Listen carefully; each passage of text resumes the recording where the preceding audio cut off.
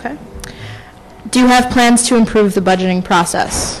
Certainly. One of the plans is to actually give a, for instance, there's 9 of us. Actually, there's 10 including, there's supposed to be 10 including the FVP themselves. We have to find the time where all of us can meet, which is usually late at night. But this year, what the FVP did was that he scheduled each time for the groups. What I plan to do is to allow student groups to pick their own times, because I know some students, certain days you have classes on those days. So you can't, if the FVP decides to schedule you on it and you don't hear until late, it poses a problem. So I plan to allow students to pick that up. Also, communication. Some students, maybe you just didn't have time to come to the office to look at the sheet, and while I want to take advantage of communication systems for that, whether it's chasing after you in the halls if I recognize you, or yes, or emails. I know not everybody checks their emails, so even just as long as I know who you are, even Facebook would help. So I'm open to any communication. Okay, thank you. Available. Last semester, the current Vice President of Finance cut the hourly wage of BSSL, that's being in sound, stage, and lighting, to $8 an hour. At the same time, every member of the e-board of the SA has a $4,000 stipend and over $1,000 more allocated to pay for assistants.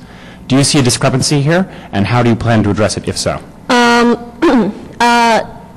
In regards to BSSL, this is a long answer, so I apologize if I'm going to take a lot of time. What I understand of the BSSL situation, I actually came in halfway through, is that Chris sat down in negotiation with Sasha Schwartzman, and apparently he signed a contract with Chris at the beginning of the year allowing for something like that to happen, but the rest of the members didn't hear about it. So I guess more talk occurred, and basically Chris understood that they do have to get up at 3 a.m. for their shows. So he suggested, okay, from these times, say like 12 a.m. to 7 a.m., you would get paid the $10, which was what they were paid. You would get paid $10, but from the prime time, such as when people are generally awake, you would be paid the normal $8. This was done to help student groups. Chris, I know he's been a controversial figure in the past, but everything I've seen him do is for the student groups. So, and then he did that, and then they didn't agree to that actually. So the entire staff, I believe, came into his office, and then they coerced, the day before the show, they basically said, we're not going to do the show unless you pay us these wages at these times.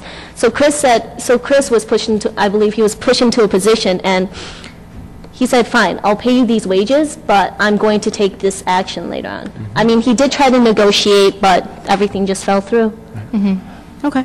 How about in regards to the SA stipends, though? Do you think that the SA e-board deserves a $4,000 stipend and over $1,000 more to pay for assistants as they see fit? Sure, I can answer this question. I've worked in the SA FVP office, so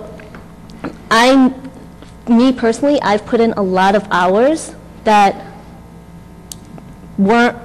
did not balance out. Like doesn't equal the $10 that the staffing earned. I think the amount of hours I put in with the wages that I got, because there's 3 assistants in there, it has to be split out.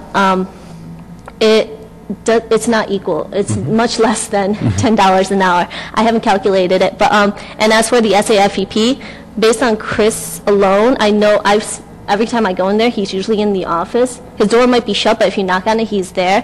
And if you divide out the numbers, I also know that that's less than $10. So I think the $4,000 that you allocate to, at least to FVP office, because that's where my knowledge is based on, and I don't want to speak about any other office hours, I believe that stipend is duly justified.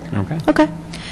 The SA also gives a good portion of its money to OCCT, which gives large salaries to non-student monitors and drivers. Do you think SA money, which comes from students, should primarily stay with students or not? I believe it should primarily stay with students. As for the OCCT monitors, that's actually a very large salary. I know a discussion went underway. I'm not sure what's going on with that yet, so I can't comment too specifically into it. But just like Chris, I am for the student groups. Some money should be going to student groups, and I'm sure you've all heard that OCCT, apparently they were losing money, so they wanted to jack up the cost on student groups again from $20 to $50. I think that's a huge problem. Last year they were paying $120 for 2 buses. This year they're paying $400. That's way too harsh of a jump for anybody to plan for. So yes, I do think that's a problem to be noted for, and I want to work on that next year. Okay. But I don't know enough about the system to honestly give you specific details. All right, thank you. Finally, a final question. You ran for the same position, financial vice president, last year. What makes you feel that this year is different, despite aside from the fact that you're running unopposed now? Unopposed now. Well, tell you the truth, John Alter, he's a very good opponent. So I thought it was a 50-50 chance race for us.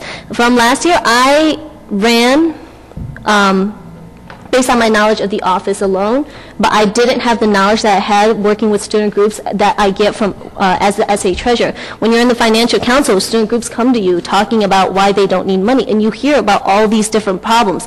I believe this knowledge actually helps me, actually prepared me better this year for this position. And it actually works well because I'm in a 5-year program for a double degree, so I figured why not? I have more ideas this year. And certainly more pertinent, especially with the old union going offline. It's a huge problem. I've done programming, and I know it's just going to be a bigger headache. It's going to be a migraine for students. Okay. Okay.